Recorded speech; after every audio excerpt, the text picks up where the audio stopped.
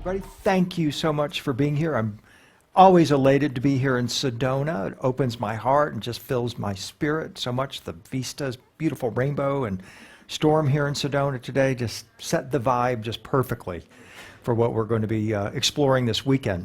So yeah, this is a Christos Masterclass. For the past several years, I've been doing events I call Halo, which are developed around the concept of us being able to activate our light bodies and become more like the angels. This is an idea that for some is controversial. Humans could become angels? I believe so, and there's evidence of that. And in traditional religious teachings, they say, no, that's not possible. It's only in the esoteric side that you get the understanding and even the techniques that were used throughout history for angelification, as the academics like to refer to it.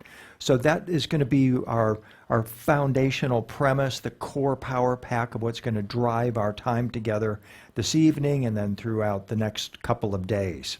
I started on this research in 1982. I had grown up in Detroit. I didn't live in a religious family. We went to church on Christmas and Easter and that kind of thing. My grandmother was very religious. They wrote checks religiously to Jim Bakker. And I moved to Nashville. My father was an entrepreneurial lawyer. He bought a record company and then came home one day and announced, we're moving to Nashville. He bought a house between Roy Orbison and Johnny Cash. And he was a big Johnny Cash fan. I mean, in our home, the four apostles were Waylon, Willie, Chris, and Johnny. And Mary Magdalene was Rita Coolidge. And so every Sunday was, country music. And so he buys this house, and of course you get this idea of some glamorous home or something, and I'm sent ahead of the family to go down there and get everything together. And it's a shack. Roy Orbison had started building this home and ran out of money and the house was in between Roy and Johnny Cash. And so I get down there, and I'm working for the record label, and thinking I'm going to have a real highfalutin job working with my father and that. And he sends me off to the warehouse to move boxes and then wind cassette tapes. And then he sent me into he had bought a record catalog of CBS songs, it was called. And they didn't really, it was kind of fuzzy about who owned the songs and who wrote them. So my job became find out who wrote these songs. And being a guitar player and music aficionado was perfect. And I kind of got the copyright bug. I'm going to become a copyright lawyer. And so up I go to a small Southern Baptist college in Nashville that offered an entertainment music business program. It was a weird mix of us, long hair musician types with these really uptight Southern Baptists thrown together. And they're sitting across the lunchroom looking at us, and we're looking at them like, this has got to work somehow. But you had to take Bible study classes. And again, I knew nothing about the Bible. And so I get into one of these Bible study classes, and the professor assigns us to review, go find a book, a new book, whose implications would impact Christianity, and write a 3-page review of this book. So off I go to the local bookstore, and there is this brand new international bestseller called Holy Blood, Holy Grail. And I pull it off the shelf and start thumbing through, and it says, the crucifixion was a hoax. Jesus and Mary Magdalene were married. They had children. In my eyes, I'm just going, wow, I didn't know any of this.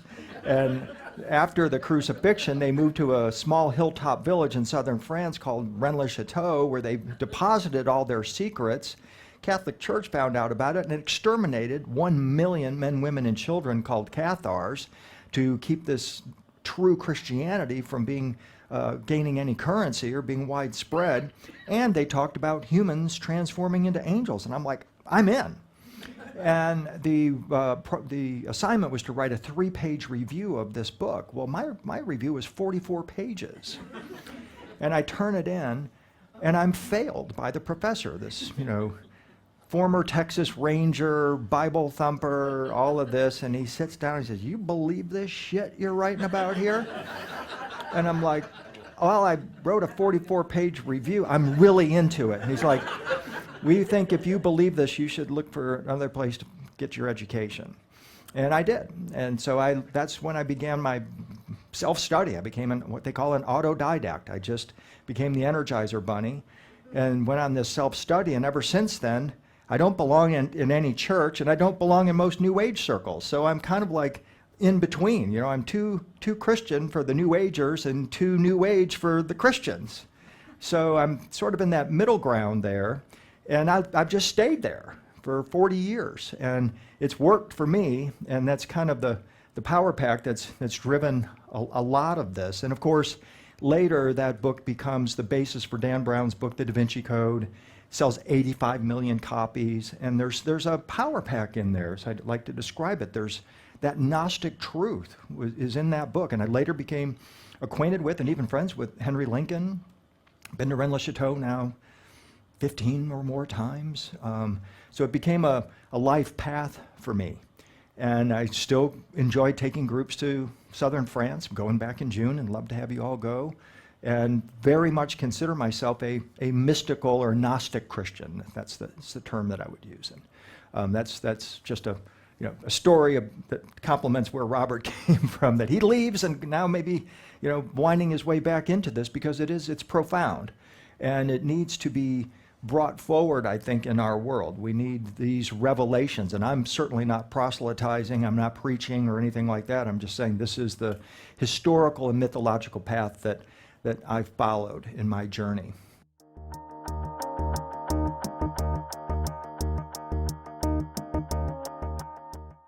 Take the leap. It's a gift, a Christmas gift you can give yourself all year long to reinforce everything you've studied your whole life. I'm so glad that this event is happening today and began yesterday and will continue tomorrow in Sedona, Arizona. So it means a lot for me to meet William Henry in person. This is the first time for me, and I have discovered his work some time back and also enjoyed his presentations during the Ancient Civilization conferences last August and August of last year. So to me, it is a beautiful event of gathering together with a specific purpose of elevating our own state of being, elevating our capacities to become fully who we're designed to become.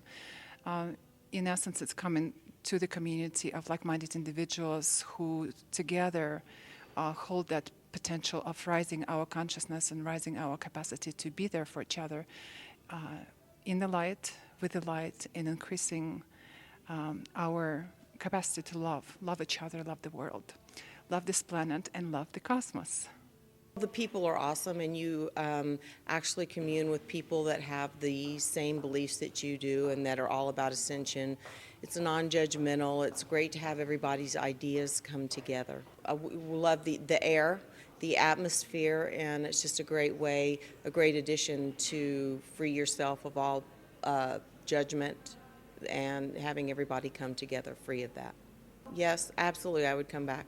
The idea for me of ascending while still in my body and becoming a light being, a light worker, a column of light through these teachings by looking at this gorgeous art is extraordinary. Connecting with others of like mind, building community is so important to raising the frequency and level of consciousness of the whole world. The more we do this work together, the higher we get, more peace, more love, more joy. Yay. It's so great to be together with like-minded souls. So I have had a really magnificent experience here. It has been really validating for some of the information that has been naturally occurring to me or memories that I've had. It's been very activating, seeing all of the photos and tying them into some things that I don't necessarily track into, and yet bringing that into my awareness has been really profound. I love the way that William ties a lot of different things together and keeps bringing it back to how natural it is to us.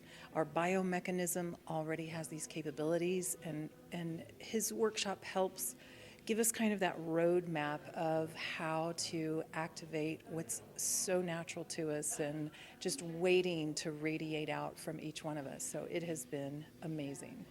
Work with William Henry is uplifting.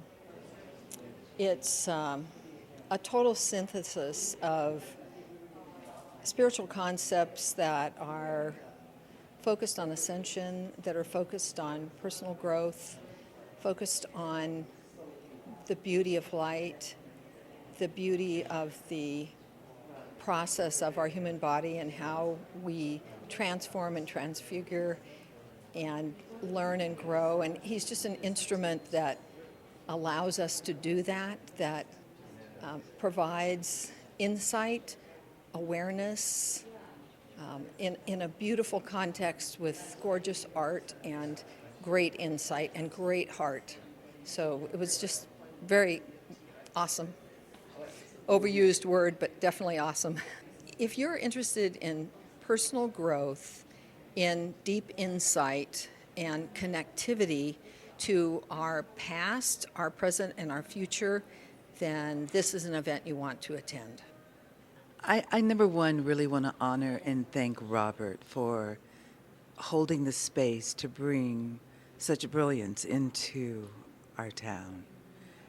And I feel being in Sedona, the energy's amplified, but I really want to honor Robert because he works very hard to bring this information to us. I've known William since 1995.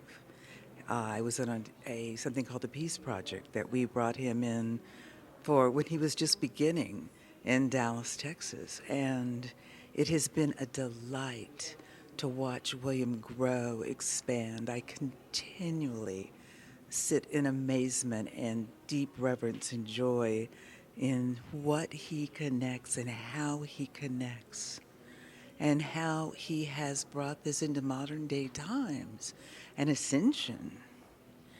And actually, teasingly said something about people being ascension coaches, but truly he is teaching us about different levels of ascension and opening the doors on many levels. And I'm deeply grateful, and it's time. And it's time to hold our humanity into being angels. I've been here in the Sedona area since the very end of 1998. And I've known Robert many, many years and am always blessed to be able to receive his invitation to one of his events. And here at William Henry's event, it's amazing to hear teachings through his wisdom and through his education and his searching through many, many different scriptures to get a little different insight in how the teachings of the Christ and all of these teachings are affecting us in today's world. And just to see the things we can do in order to improve our lives to be more Christ-like in everything we do, and how our prayers and how using certain medicines and certain techniques will bring us closer and closer to being more Christ-like in our lives. And again, I thank Robert Dakota for having this event here in Sedona, and many blessings to him and to William and to all the participants here. And thank you very much.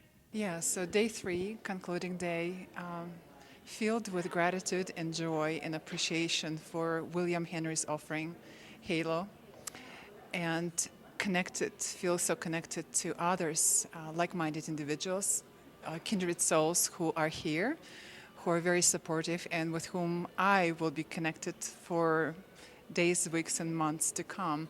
I am grateful for the wings that we remember we have. And I attribute that to William and his teaching and his really presence to all of us in ways that inspire us, in ways that help us to connect within, and also to empower us to go forth and to live our highest potentials. So I'm very grateful. Thank you for this gift. I'll give a testimonial. You're an amazing audience. I'm so excited to have had this chance to spend time with you, and very, very grateful. So thank you for all your presence, your energy, your input, just for being. So thank you so much.